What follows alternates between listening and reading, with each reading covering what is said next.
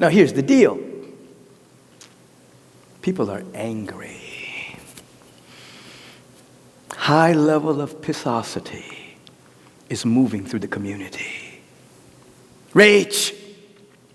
We don't want to bypass that. We don't want to become pretend that we're so spiritual that we're not upset, not pissed off, not angry. That's not what spirituality is all about. It's about transmutation, but you have to embrace it first. It's about transmutation, then transcend. You don't just transcend, because then you'll make yourself sick by all the stuff you hold in, all the stuff you're mad at, and then it becomes a deep wound, and it becomes an activation of previously held wounds and wounds of generations. No. We embrace it. And so your spiritual practice for this week is to embrace that anger. You're mad about what you saw on television?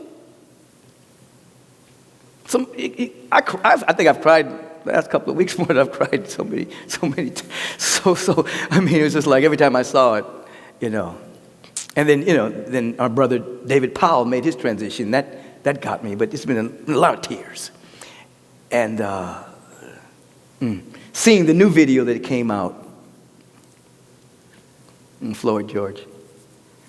George Floyd, where they put him in the car. They were beating him up in the car before they got outside. I mean, it just rage and tears.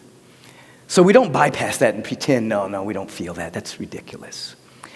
However, and venting, that is good, but venting has very limited transformational value. Because when you vent something, you've gotten the energy out of you temporarily, but you haven't got to the root cause of it. You haven't got to the thought form. That spiritually, that particular thought form is a spiritual lie. What do I mean by that? Break it down very quickly. You're spiritually made in the image and likeness and out of God itself, which means as you arrived on this planet as a spiritual being, you have everything you need to fulfill your destiny. There's no lack in your matrix, because you are a composite spiritual idea that contains everything that God is, which means you have everything you need: wisdom, dynamic, peace, love, joy, harmonizing, abundance. All of that is already within you. You're divinely supported by a presence that's never in absence. There is no lack of support. Okay, but you have the experience of lack of support. You have the experience of being hated. You have the experience of not having enough. You can experience it, but that's not the truth of your being. So, when in fact you're triggered, anger is there. You don't try to push it away. You use it. If you become conscious, you use that anger. And you begin to take that anger and you figure out the lie that's being said, and you begin to use that anger and say, I have enough. You use that anger and say, I'm always supported. You use that anger and say, I'm divinely healthy. I'm impervious to a flu.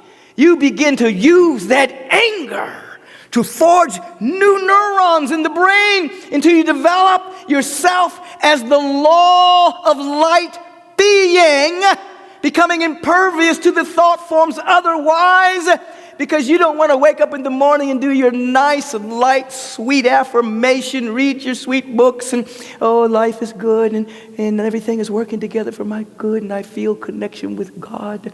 And then you go outside, you go out into the world. Many of you are still quarantined, so you're not out there, but you know what I mean. You look at something on television, you're in traffic, whatever the case may be, then suddenly you feel neglected. Suddenly you feel less than. Suddenly you feel you're lacking of something, and you use your anger to affirm it even more. Why does this always happen to me? Why am I not taken care of? Why? And you're using the anger and the words with that emotion to continue to forge the fissure in your mind about unworthiness and lack and limitation and fear and doubt and worry. We want to stop that. It's not easy. I'm not saying it's easy, because you'll catch yourself and then realize you've just vented, but you didn't use it. You just vented. Again, nothing wrong with venting. And back in the old days of psychology, they would have things where people would kick stuff and hit stuff in order to vent and get it out. There was no transformation in it, but it was a temporary release of energy. Now, you want to use that anger. If you're feeling unworthy, something happened and it made you feel that you're not worthy, you feel a little angry about that. You want to say, I'm so worthy, all of my needs are met. I'm divinely supported all the time. Or you can put it in the form of a question. Why do I have always so much money? Why am I always healthy? Why does everything always turn out right for me? Why does everything work together for my good? But you use the anger to forge a new subjective tendency in your awareness.